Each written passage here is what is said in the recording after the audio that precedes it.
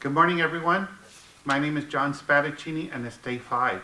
God the Holy Spirit, have mercy on us. So day 5, focus on two things, the gifts of the Holy Spirit and also St. Joseph's reliance on prayer.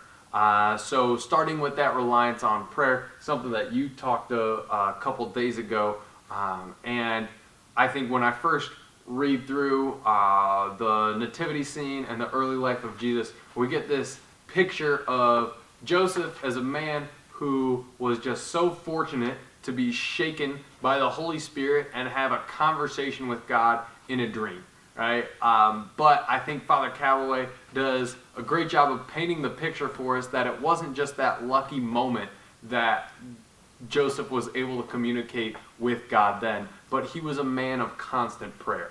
And he was so constant and consistent in his prayer that God wouldn't even leave him alone while he was sleeping. And that's when he was able to have that conversation, and that's when the fruits of his prayer really came to fruition. So I think for us, always a challenge to find those moments of prayer and to find that stillness. And that's something that we'll bring up again when we look through the gifts of the Holy Spirit.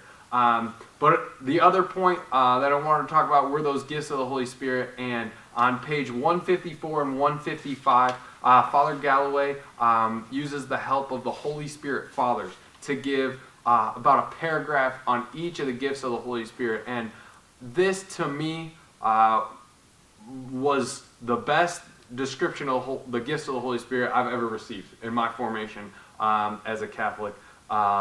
Truly just a wonderful 2 pages here, and I really enjoyed reading them, and I encourage all of you, if you don't have the book, this really makes it worth it right here. John, to kind of put you on the spot here, what gift of the Holy Spirit are you focusing on right now? I think the gift of the Holy Spirit I'm focusing on right now is the gift of fortitude. When you talked about the gift of fortitude, sometimes we'll have fear. Mm-hmm. And sometimes we may have fear at school, or we may have fear in the workplace. And fear can really be debilitating. But, we have to live through that fear. Mm-hmm. Just don't shy away from it. Afraid to do something, but live through that fear. Absolutely. Oh, that's excellent. That's excellent. What were your reflections for day 5? Well, just some of my thoughts was, the Holy Spirit was more active in the life of St. Joseph than any other saint. Mm-hmm. And, I want the Holy Spirit to be very active in my life. I don't know if you like the Holy Spirit to be active in your life. But one way I can do that is by imitating my life of St. Joseph. And then Father Calloway was talking about holiness. And I was asking myself, what is holiness?